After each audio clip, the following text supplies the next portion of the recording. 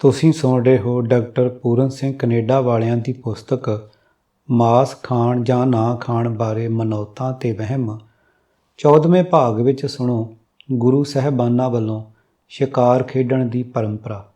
ਆਵਾਜ਼ ਗੁਰਜੰਟ ਸਿੰਘ ਰੂਪੋਵਾਲੀ। ਵਾਹਿਗੁਰੂ ਜੀ ਕਾ ਖਾਲਸਾ ਵਾਹਿਗੁਰੂ ਜੀ ਕੀ ਫਤਿਹ।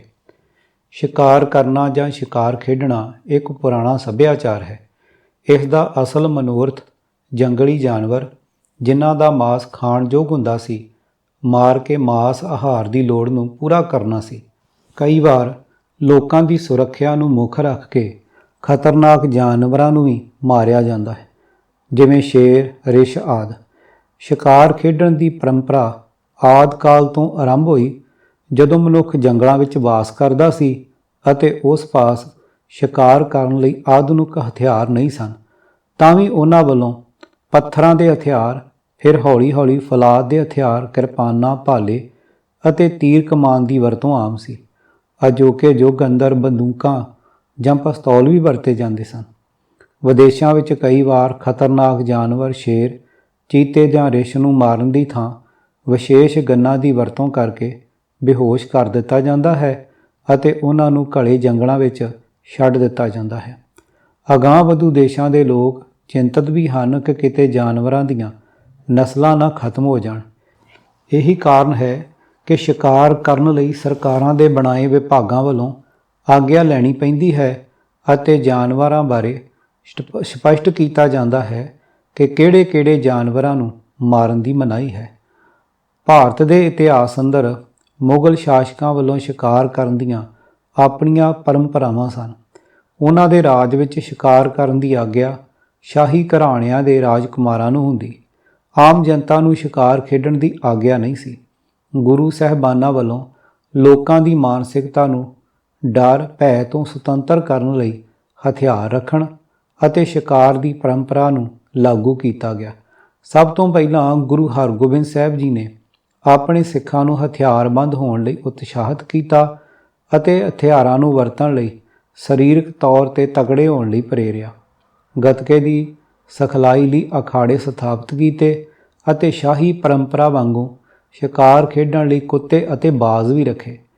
ਇਹ ਪਰੰਪਰਾ ਪਹਿਲੇ 5 ਗੁਰੂਆਂ ਤੋਂ ਵੱਖਰੀ ਸੀ, ਜਿਸ ਕਾਰਨ ਬਹੁਤ ਸਿੱਖਾਂ ਨੇ ਸ਼ੱਕ ਦੀ ਨਜ਼ਰ ਨਾਲ ਦੇਖਿਆ ਅਤੇ ਨੁਕਤਾਚੀਨੀ ਵੀ ਹੋਣ ਲੱਗੀ। ਇਸ ਦੀ ਗਵਾਹੀ ਭਾਈ ਗੁਰਦਾਸ ਜੀ ਦੇ ਰਹੇ ਹਨ, ਜੋ ਸਮਕਾਲੀ ਸਨ। ਉਹਨਾਂ ਨੇ ਲੋਕਾਂ ਵੱਲੋਂ ਹੋ ਰਹੀਆਂ ਦੰਦ ਕਥਾਵਾਂ ਦਾ ਵਰਣਨ ਕੀਤਾ ਹੈ। ਅਖੀਰ ਵਿੱਚ ਸਪਸ਼ਟ ਕੀਤਾ ਹੈ ਕਿ ਸੂਝਵਾਨ ਲੋਕ ਨੁਕਤਾਚੀਨੀਆਂ ਤੋਂ ਸੰਕੋਚ ਕਰਦੇ ਹਨ।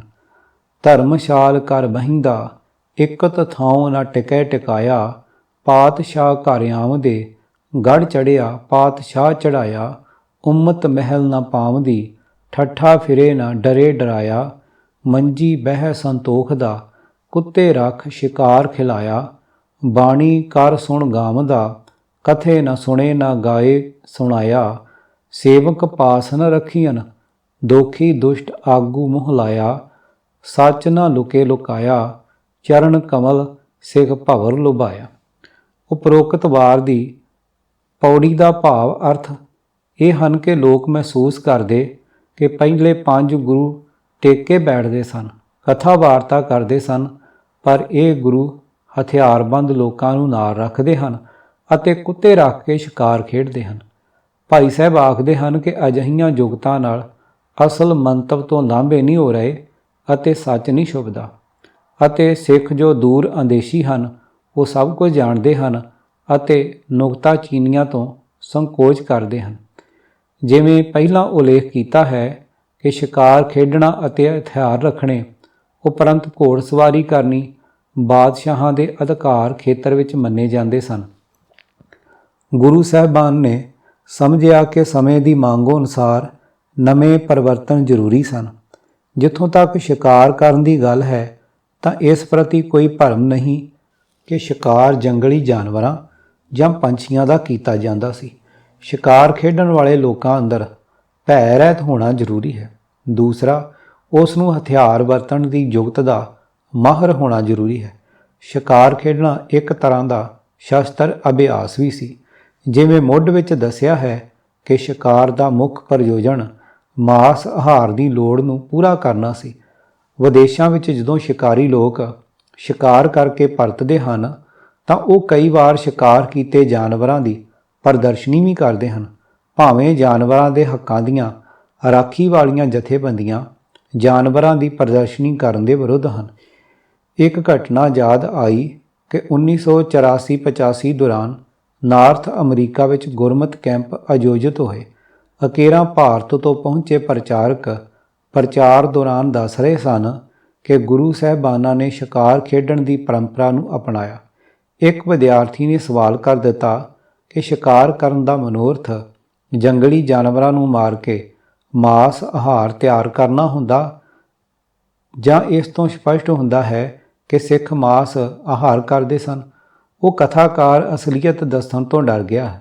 ਉਸ ਨੇ ਆਖ ਦਿੱਤਾ ਕਿ ਸ਼ਿਕਾਰ ਤਾਂ ਮੌਜ ਲਈ ਕਰਦੇ ਸਨ ਅਤੇ ਜਾਨਵਰਾਂ ਦਾ ਮਾਸ ਨਹੀਂ ਖਾਧਾ ਜਾਂਦਾ ਸੀ। ਵਿਦਿਆਰਥੀ ਨੇ ਕਿਹਾ, ਇਹ ਤਾਂ ਫਿਰ ਬਹੁਤ ਮਾੜੀ ਗੱਲ ਸੀ ਕਿ ਗੁਰੂ ਸਾਹਿਬਾਨ ਜਾਨਵਰ ਦਾ ਸ਼ਿਕਾਰ ਕਰਕੇ ਉੱਥੇ ਹੀ ਸੁੱਟ ਦਿੰਦੇ ਸਨ। ਇਹ ਕਰਮ ਗੈਰ ਕਾਨੂੰਨੀ ਹੈ। ਇਹ ਮੰਨਿਆ ਨਹੀਂ ਜਾ ਸਕਦਾ ਕਿ ਗੁਰੂ ਸਾਹਿਬਾਨ ਜਾਨਵਰਾਂ ਨੂੰ ਮਾਰ ਕੇ ਜੰਗਲਾਂ ਵਿੱਚ ਗਲਣ ਸੜਨ ਲਈ ਸੁੱਟ ਦਿੰਦੇ ਸਨ। ਅਜੋਕੇ ਬਾਬਿਆਂ ਨੇ ਨਵੀਆਂ ਹੀ ਮਿਥਿਹਾਸਕ ਕਹਾਣੀਆਂ ਘੜ ਦਿੱਤੀਆਂ ਕਿ ਗੁਰੂ ਸਾਹਿਬਾਨ ਉਹਨਾਂ ਜਾਨਵਰਾਂ ਨੂੰ ਹੀ ਮਾਰਦੇ ਸਨ ਜਿਨ੍ਹਾਂ ਦੀ ਗਤੀ ਕਰਨੀ ਹੁੰਦੀ ਸੀ। ਹੁਣ ਸਵਾਲ ਉਤਪੰਨ ਹੁੰਦਾ ਹੈ ਕਿ ਕੀ ਸਿੱਖ ਮਤ ਆਵਾਗਮਨ ਨੂੰ ਮੰਨਦਾ ਹੈ? ਕੀ ਸਾਨੂੰ ਪਤਾ ਲੱਗ ਸਕਦਾ ਹੈ ਕਿ ਫਲਾਣਾ ਆਦਮੀ ਕਿਸ ਜਾਨਵਰ ਦੀ ਜੂਨੀ ਵਿੱਚ ਹੈ? ਕੀ ਮਨੁੱਖ ਜਿਉਂਦੇ ਜੀ ਮੁਕਤ ਨਹੀਂ ਹੋ ਸਕਦਾ? ਇੱਕ ਵੀਰ ਨੇ ਕਹਾਣੀ ਸੁਣਾਈ। ਇਹ ਕਹਾਣੀ ਸੂਰਜ ਪ੍ਰਕਾਸ਼ ਅੰਦਰ ਕਵੀ ਸੰਤੋਖ ਸਿੰਘ ਨੇ ਲਿਖੀ ਹੈ ਕਿ ਗੁਰੂ ਨਾਨਕ ਸਾਹਿਬ ਵੇਲੇ ਇੱਕ ਮੂਲਾ ਖੱਤਰੀ ਸੀ ਜੋ ਗੁਰੂ ਤੋਂ ਬੇਮੁਖ ਹੋਇਆ ਅਤੇ ਸੱਪ ਦੇ ਲੜ ਜਾਣ ਨਾਲ ਮਰ ਗਿਆ। ਹਜੂਰ ਸਾਹਿਬ ਦੇ ਇਲਾਕੇ ਵਿੱਚ ਗੁਰੂ ਸਾਹਿਬ ਨੇ ਇੱਕ ਖਰਗੋਸ਼ ਨੂੰ ਮਾਰਿਆ ਅਤੇ ਇੱਕ ਵੈਸ਼ਨੋ ਬਿੱਪਰ ਵੀ ਹੈਰਾਨ ਹੋਇਆ। ਸਿੱਖਾਂ ਨੇ ਪੁੱਛਿਆ ਕਿ ਤੁਸੀਂ ਇਸ ਨੂੰ ਪਹਿਲਾਂ ਬਾਜ ਤੋਂ ਫੱਟੜ ਕਰਾਇਆ ਫਿਰ ਮਾਰ ਦਿੱਤਾ। ਗੁਰੂ ਸਾਹਿਬ ਨੇ ਦੱਸਿਆ ਕਿ ਇਹ ਖਰਗੋਸ਼ ਮੂਲਾ ਖੱਤਰੀ ਸੀ ਅਤੇ ਉਸ ਦਾ ਉਧਾਰ ਕਰਨਾ ਸੀ। ਮੈਂ ਉਸ ਵੀਰ ਨੂੰ ਪੁੱਛਿਆ ਕਿ ਖਰਗੋਸ਼ ਦੀ ਉਮਰ ਕਿਤਨੀ ਹੁੰਦੀ ਹੈ ਤਾਂ ਉਸ ਦਾ ਉੱਤਰ ਸੀ ਕਿ ਉਹ ਵਾਰ-ਵਾਰ ਖਰਗੋਸ਼ ਦੀ ਜੂਨੀ ਵਿੱਚ ਆਉਂਦਾ ਹੋਵੇਗਾ। ਅਜਿਹੀਆਂ ਮਨ ਘੜਤ ਗੱਲਾਂ ਸੁਣ ਕੇ ਹਾਸਾ ਵੀ ਆਉਂਦਾ ਹੈ ਕਿ ਜਿਵੇਂ ਗੁਰੂ ਸਾਹਿਬਾਨ ਉਧਾਰ ਕਰਨ ਵਾਲਿਆਂ ਦੀ ਲਿਸਟ ਨਾਲ ਚੁੱਕੀ ਫਿਰਦੇ ਸਨ ਅਤੇ ਉਹਨਾਂ ਨੂੰ ਪਤਾ ਹੁੰਦਾ ਸੀ ਕਿ ਉਹ ਜਾਨਵਰ ਕਿਹੜੀ ਜਗ੍ਹਾ ਵਿੱਚ ਹਨ। ਇੱਕ ਹੋਰ ਸਾਖੀ ਸੁਣਾਈ ਜਾਂਦੀ ਹੈ ਕਿ ਇੱਕ ਵਾਰ ਗੁਰੂ ਗੋਬਿੰਦ ਸਿੰਘ ਜੀ ਨੇ ਇੱਕ ਗਿੱਧ ਨੂੰ ਮਾਰਿਆ ਤਾਂ ਸਿੱਖਾਂ ਨੇ ਪੁੱਛਿਆ, ਗੁਰੂ ਜੀ ਇਹ ਜਾਨਵਰ ਤਾਂ ਅਪਵਿੱਤਰ ਹੈ, ਇਸ ਦਾ ਮਾਸ ਵੀ ਖਾਣ ਦੇ ਕੰਮ ਨਹੀਂ ਆਉਂਦਾ, ਤਾਂ ਫਿਰ ਕਿਉਂ ਮਾਰਿਆ ਹੈ?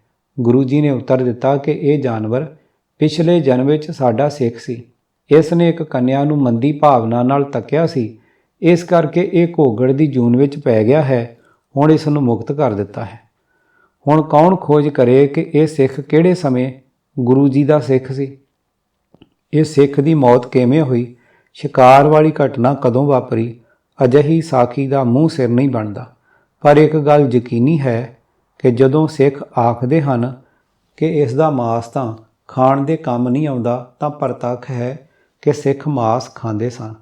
ਮਾਸ ਆਹਾਰ ਲਈ ਹੀ ਸ਼ਿਕਾਰ ਖੇਡਿਆ ਜਾਂਦਾ ਹੈ। ਮੁੱਢ ਤੋਂ ਹੀ ਮਾਸ ਆਹਾਰ ਲਈ ਸ਼ਿਕਾਰ ਖੇਡਣ ਦੀ ਪਰੰਪਰਾ ਸੀ। ਗੁਰੂ ਨਾਨਕ ਸਾਹਿਬ ਜੀ ਨੇ ਆਪਣੇ ਜੀਵਨ ਕਾਲ ਅੰਦਰ ਬਹੁਤ ਭਟਕੇ ਹੋਏ ਲੋਕਾਂ ਨੂੰ ਮੁਕਤ ਕੀਤਾ ਸੀ, ਜਿਵੇਂ ਕੌਡਾ ਭੀਲ, ਸੱਜਣ ਠੱਗ ਆਦਿ ਵਿਅਕਤੀਆਂ ਨੂੰ ਮੁਕਤ ਕੀਤਾ। ਗੁਰਮਤਿ ਵਿੱਚ ਜੀਵਨ ਮੁਕਤੀ ਦਾ ਸਿਧਾਂਤ ਹੈ, ਨਾ ਕਿ ਮਰਨ ਉਪਰੰਤ ਮੁਕਤੀ। ਜਿਵੇਂ ਭਾਰਤ ਅੰਦਰ ਗਿਰਜਾਂ ਦੀ ਨਸਲ ਹੀ ਖਤਮ ਹੋ ਗਈ, ਇਸ ਦਾ ਭਾਵ ਇਹੀ ਹੋਵੇਗਾ ਕਿ ਹੁਣ ਕਿਸੇ ਨੂੰ ਘੋਗੜ ਦੇ ਜਨਮ ਵਿੱਚ ਪੈ ਕੇ ਸਜ਼ਾ ਨਹੀਂ ਮਿਲੇਗੀ।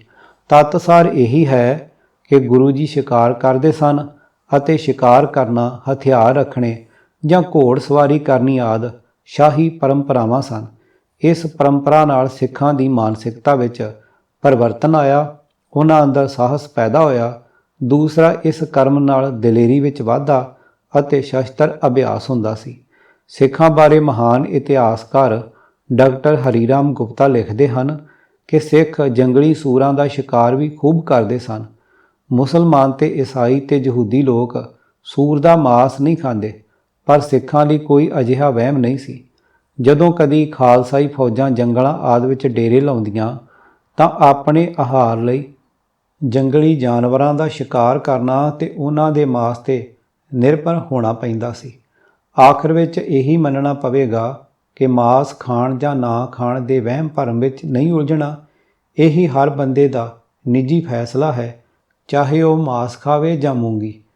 ਇਹ ਕਈ ਵਾਰ ਵਾਤਾਵਰਣ, ਸਮਾਂ ਜਾਂ ਸਰੀਰਕ ਲੋੜ ਨੂੰ ਹੀ ਆਧਾਰ ਬਣਾਉਣਾ ਪੈਂਦਾ ਹੈ। ਕਿਤਾਬ ਮਾਸ ਖਾਣ ਜਾਂ ਨਾ ਖਾਣ ਬਾਰੇ ਮਨੌਤਾਂ ਤੇ ਵਹਿਮ, ਲੇਖਕ ਡਾਕਟਰ ਪੂਰਨ ਸਿੰਘ ਕਨੇਡਾ ਵਾਲੇ, ਭਾਗ 14ਵਾਂ, ਆਵਾਜ਼ ਗੁਰਜੰਟ ਸਿੰਘ ਰੂਪੋਵਾਲੀ। ਵਾਹਿਗੁਰੂ ਜੀ ਕਾ ਖਾਲਸਾ, ਵਾਹਿਗੁਰੂ ਜੀ ਕੀ ਫਤਿਹ।